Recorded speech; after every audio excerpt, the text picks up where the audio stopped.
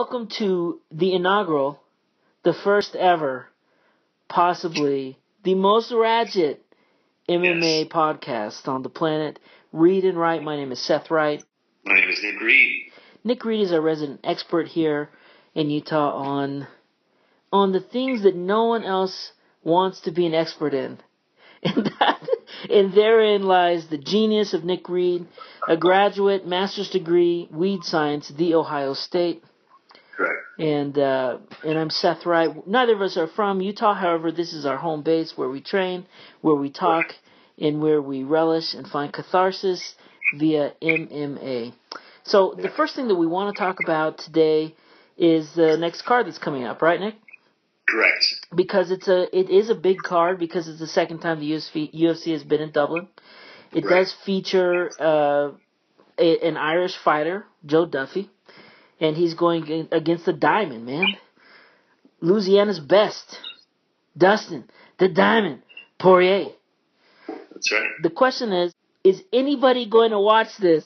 Who is going to tune in to Fight Pass to watch this fight in Dublin without a Conor McGregor?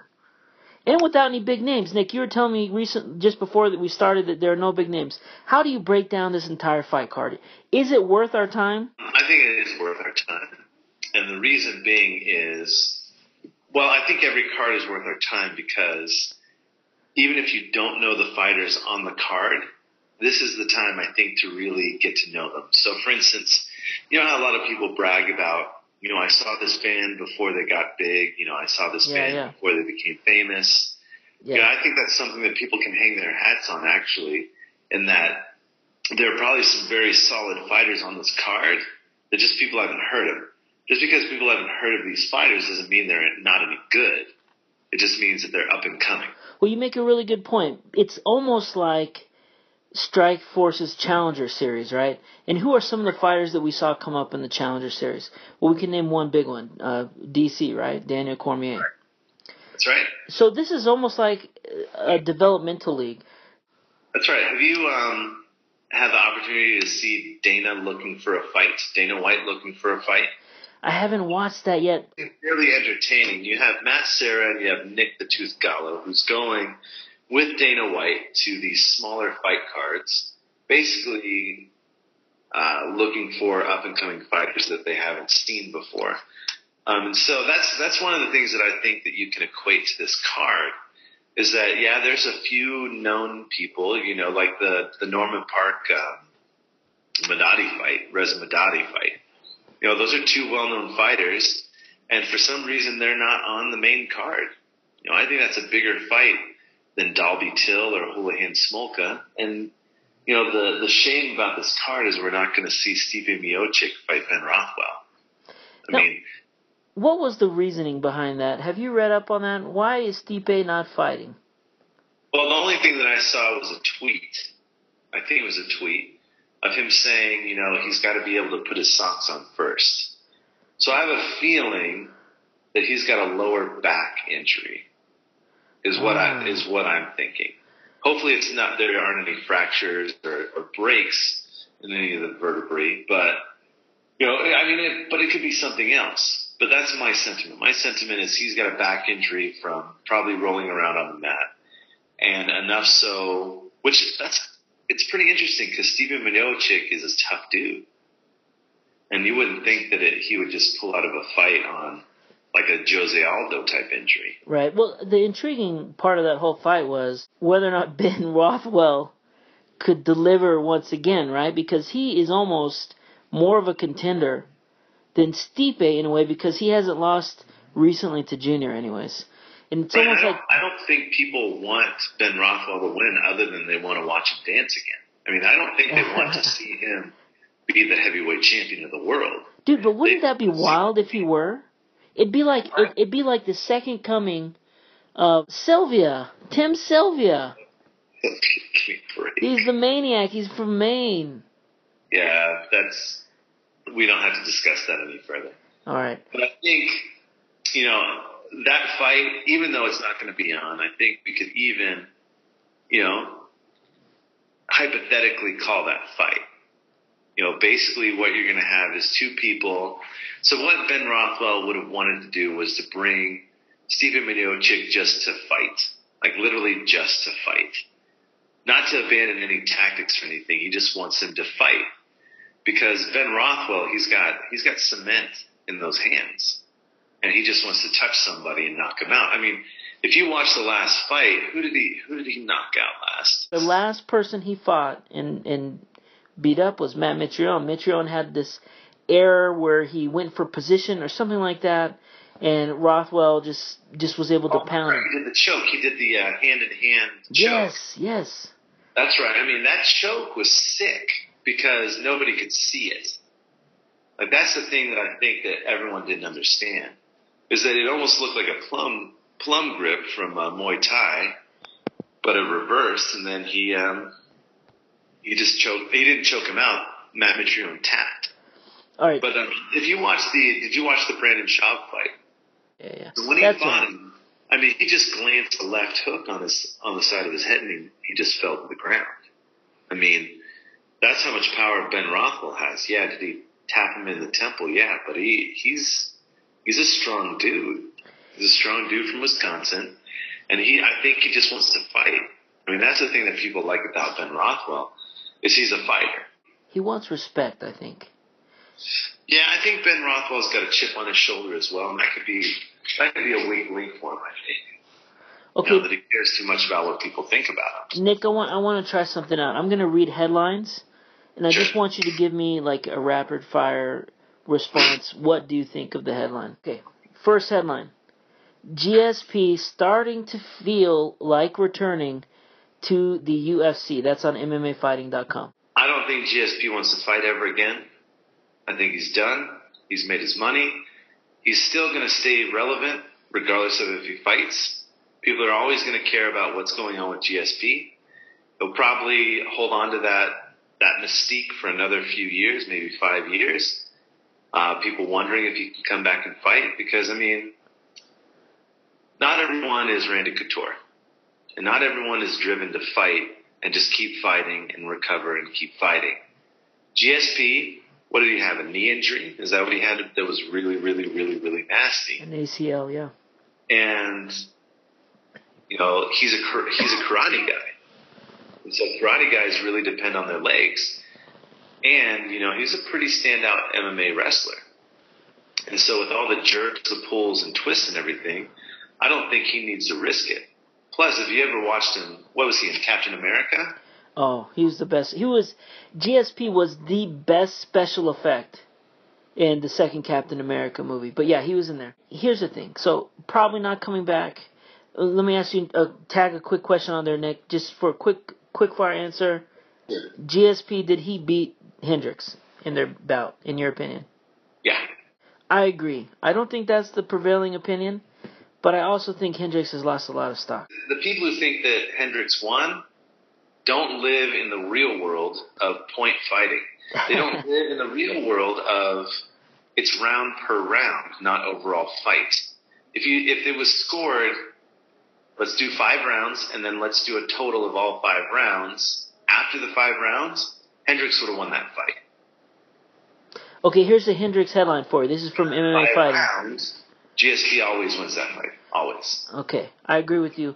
Okay, here's the Hendricks headline. It's from MMAfighting.com. Hendricks blames deer meat for failed UFC 192 cut. I would say you blame deer meat if your new nickname is Johnny Deer Meat Hendricks. That's when you blame deer meat, if that's your new nickname. Because it's Johnny Hendricks' fault that Johnny Hendricks missed weight. Mike Dolce, he's a nutritional guru. You listen to what he said, I think he was spot on. Aren't we to blame, though, Nick? Who's we? Like us, the people, everybody, aren't we all to blame for Johnny Hendricks? His nickname is Big Rig. He's not going to be like the tiny rig. Let the big rig be big. No, but it's very easy to puff up between fights, and it's very easy to be unprofessional and eat whatever the crap you want and not train very hard. And always, rely on the fact that you can cut 30 pounds. Yeah, that's to bananas, make man. 170. That's absolutely it's insanity. Isn't he walking around about 210? He walks around at a very high weight. Yeah, that's what I read. Yeah, and so cutting 40 pounds, even if you have 3 months to cut it, is a hard deal. And so Dolce, I mean, there's a reason why he gets paid. There's a reason why the man gets paid. Gets people back in shape overall. See, that's the thing, and I think that's the point that he needs to make, is that it's not about losing weight a month before your fight. Nick, so John Hendricks is the person to blame for that. All right, so he's in denial. Yeah, and he shouldn't move up to 185 because they will destroy him. Okay, well, maybe that's what people want to see. Well, I mean, they're masochistic then, because, I mean, that's just unfair. Okay, here's another, I'm going to give you the top 15 pound for pound. Okay. When I read the first name that you feel like should or should not be there, this should either be higher or should not be on the list at all. Stop me and tell me why. Okay, number 1, Jose Aldo. Wrong. He's not the number 1 pound for pound fighter right now, active? Nope. Okay, who's number 1? Ronda Rousey. Number 2, Demetrius Johnson. That's hard to argue. It's hard to argue. He might be my number 1. And the other thing is about Jose Aldo is he's missed too many fights. He's missed too many fights to be considered the pound for pound fighter. Okay. So finishing and the win streak. I don't think it matters at this point. I think it's what have you done for me lately? He doesn't look good. He doesn't look good from any perspective at this point. Okay, and next. So he could be pound for pound. Number three, Chris Weidman. I won't disagree with that, but let's see who's below them. Ronda Rousey. I don't see how anyone could argue that she's not the number 1 pound for pound fighter. TJ Dillashaw is next. No, I mean, all we have to say is John Dodson beat him. That's all we have to say. Yeah, he got knocked out by John Dodson. That's right. I remember watching that. That was shocking, wasn't it? Not to me. All right. And he hit the crap out of that crew. Yeah. Okay, here's the last few. Robbie Lawler, Fabricio Verdum, Rafael Dos Anjos, Daniel Cormier, and Cain Velasquez. Why is Daniel Cormier at number 9 on that pound for pound list? Why? How could he not be ranked above Dillashaw, Lawler, Verdum, Dos Anjos? Look at Cormier's record, at who he's fought and won in 2 different weight classes. He's only lost to one person. That's right. One person who is. So, see, that's the other thing. Is I think it's garbage that John Bones Jones is not on the pound for pound list. Now, is this because he is, aside from Ronda Rousey, the best fighter? But I mean, but also, see, that's another thing. Like, I'm not one here to toot my horn for the women, but what about Joanna Jędrzejczyk? That girl's a monster. There's no one beating her in that division. There's no one beating Ronda Rousey in those divisions. And so why are they not higher in the pound for pound? Maybe it's tenure. Let me read this too, because I think I have this thing with Daniel Cormier. I think he's incredibly underrated. I think he'll always be underrated for the reason that you mentioned. How can you get rated higher than somebody who is possibly the greatest fighter of all time, but is not on the list because he got caught, doing what he did, the hit and run? How can you ever overcome that if they take the person off the list? Right. So here's who he's beaten. Some of the big names. Okay, Jeff Monson, Antonio Bigfoot Silva, Josh Barnett, the babyface assassin. A legit fight. Dion Staring, Frank Mir. It's okay. Frank Mir's got a resurgence, man. That dude's durable. He's not going anywhere. Well, I think when you have Daniel Cormier when he was fighting heavyweight, he was fighting as a major disadvantage when he was at heavyweight. For weight, size, anything you can think of except for speed. Except for maybe speed and some raw power. Roy Nelson. Beat Roy Nelson, Patrick Cummins, who, now we see Patrick Cummins very underrated. his debut was against Daniel Cormier. He got just absolutely demolished. But he's had a really good run. But what we have to remember is he made that fight. Cormier didn't make that fight. Pat Cummins made that fight. Yeah. That was a washed-out fight. Everybody knew the outcome. But that was a washed-out fight until Pat Cummins opened his mouth. That's right. Once he opened his mouth, that made the fight. So Daniel Cormier should thank his lucky stars above that Pat Cummins stepped up.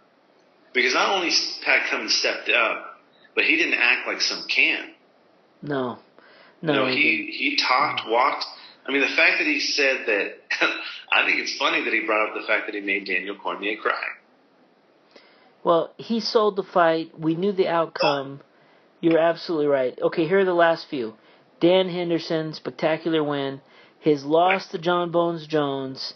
Right. Anthony Rumble Johnson, huge win. Awesome win. Yeah, that was a shame. That fight was a shame, though. Why is that? Because I wanted to see it go 5 rounds.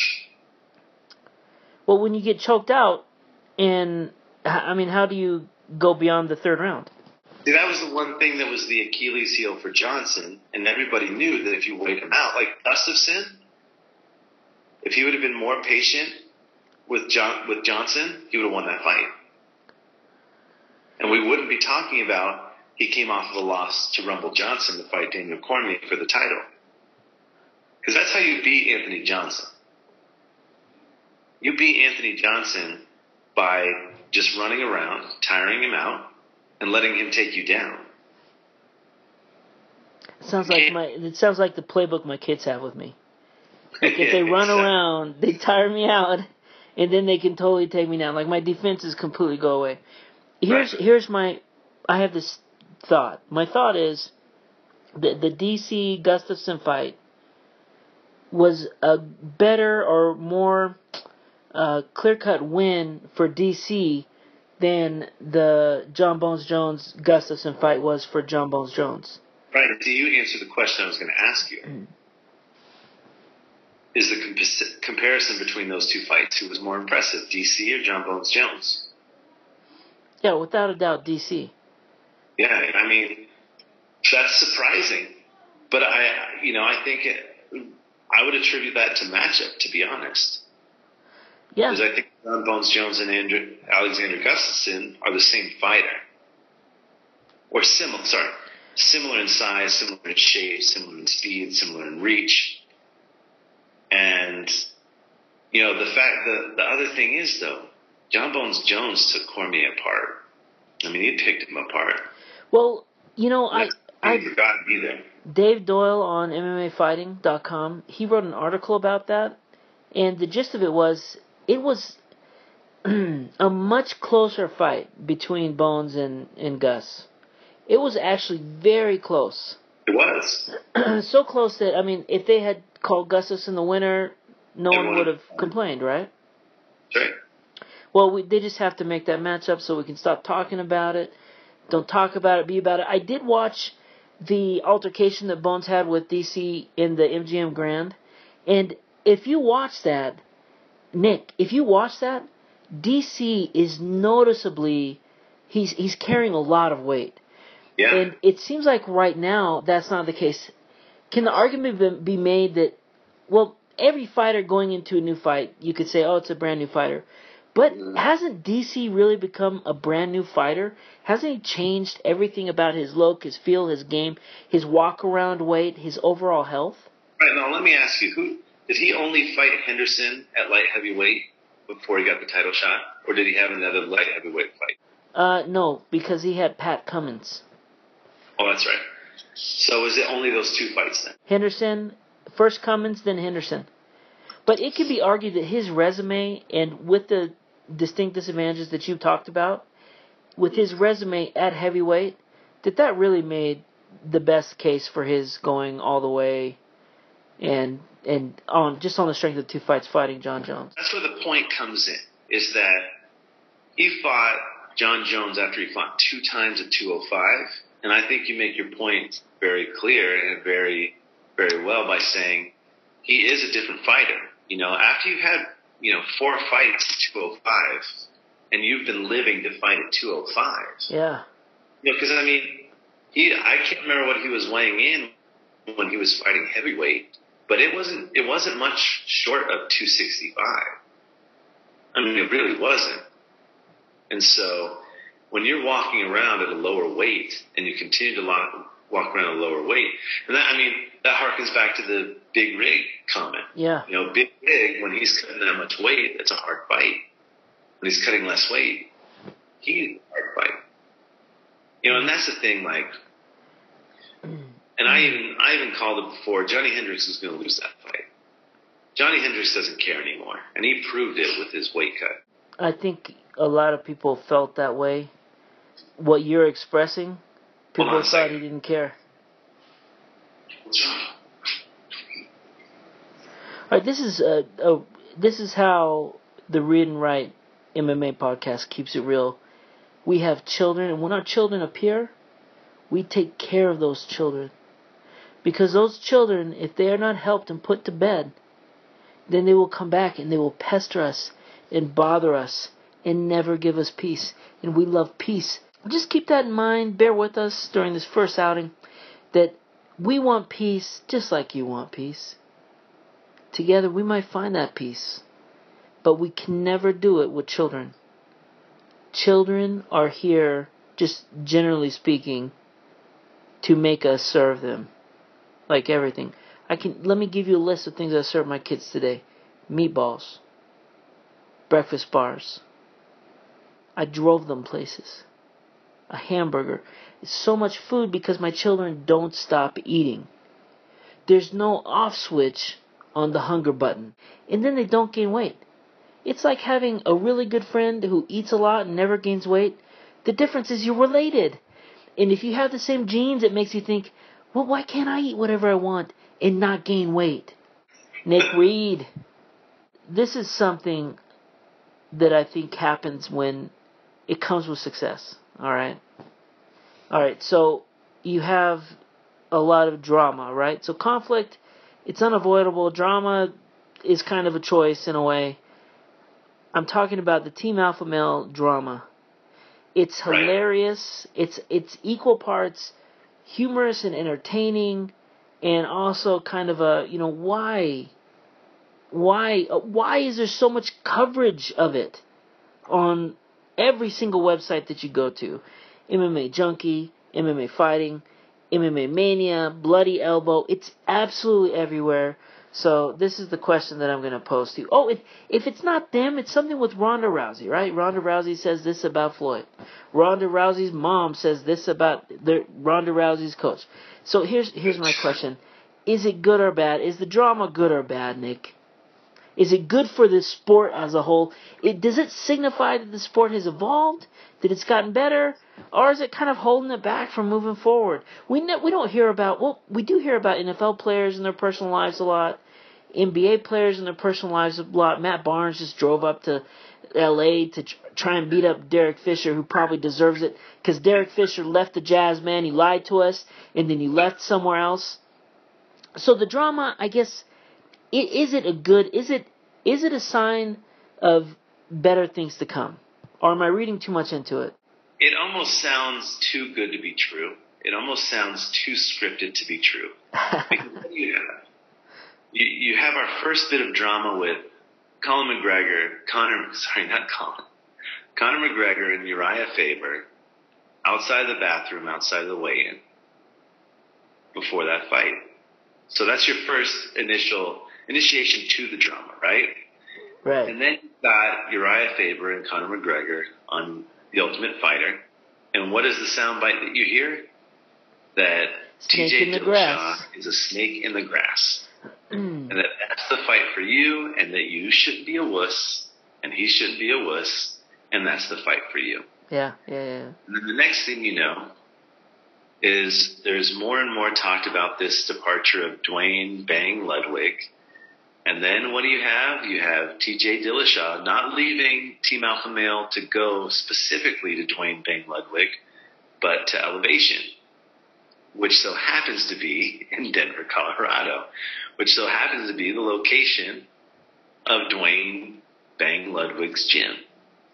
And so, but not only that, but TJ Dillashaw is going there and getting paid to go there. When he was at Team Alpha Male, I'm pretty sure he was paying to train at Team Alpha Male. So now he moves to get closer to his coach. And not only that, so that's fine and dandy. You know, he leaves for money, whatever. But what's the newest drama? He is persona non grata at Team Alpha Male, and he's not even allowed in the gym. Yeah, man. It's ridiculous. And so, is it scripted? I can't say yes because we don't know. But when you ask, to get back to your question, is it good for MMA? It's great for MMA. Because people want a story. People want a story, you know? And so, you know, you've got a fighter in boxing right now, Gennady Golovkin, that people don't know about. Yeah. And they don't know about him is he's free of drama. He goes out there and he knocks people out. But why do they like Floyd Mayweather? Drama for days. Because it's every second of every day. If it's not drama that's just happenstantial to him, he creates it. I mean, he's a man who puts his gambling receipts on Instagram. I would say that Floyd Mayweather is a walking, talking rope-a-dope. Wow. And when I say that is what he is doing to everybody, every single person is making a dope out of them. Because what he does is he creates this drama outside of the ring, and people think, oh, I got to watch him get knocked out. I got to watch him get knocked out. He's going to get knocked out. He's going to get knocked out. Everyone thought Ali was going to get knocked out. What happened? He tired out Foreman, and he beat him. It's simple. And that's exactly what Floyd Mayweather does with every fight. You know, he talks, and everyone, oh, I want to see him get knocked out. He's going to get knocked out. And what does he do? People say that he runs. He doesn't run. He's an evasive boxer. He doesn't want to get hit. Okay, I think we need a list of people who we most want to see get knocked out. Is that next time? I think that we should do that. For next time, let's come up with a list of people who we have most enjoyed getting knocked out or who should get knocked out.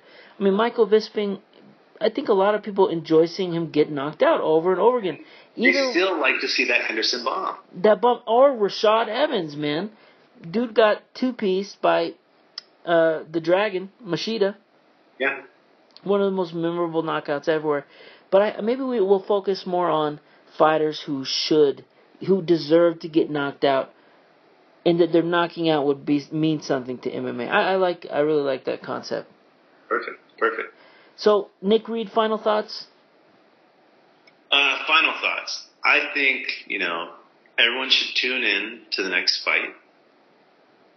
They should watch Joe Duffy. They should watch Dustin Poirier. And what they're going to see, and I'm going to call it, how fast did it take Conor McGregor to knock out Dustin Poirier? Oh, it was first round within 3 minutes. I say Joe Duffy's going to knock him out within 2 minutes of the first round. And you know why? Why? Because Poirier, he's dropped. He has dropped. He's tentative. And it's going to build the mystique of Joe Duffy like you won't believe. And so I'm going to call Duffy within 2 minutes of the first round, one-upping Conor McGregor. And how sweet would that be? He was the last person to beat Conor McGregor. And when he beats the guys who Conor McGregor beats, he beats them faster. That's a bold prediction. I see it completely the opposite way. I think Dustin, the Diamond Poirier, he looks fantastic. He's back at 155. Joe Duffy, I just don't think he's proven enough against a seasoned veteran like the Diamond. But the more interesting, I don't know, which is the more interesting storyline? Irish Joe Duffy, surging up and eventually facing off with Conor McGregor, or Poirier at 155 positioning himself to rematch Conor McGregor. This was it, Read and Write Podcast. It's coming at you whenever we please. listen, comment, send in some questions or remarks, comments, anything. Let me say comments one more time because 3 times the charm. And we'll see you next time. All right. Good night, everybody.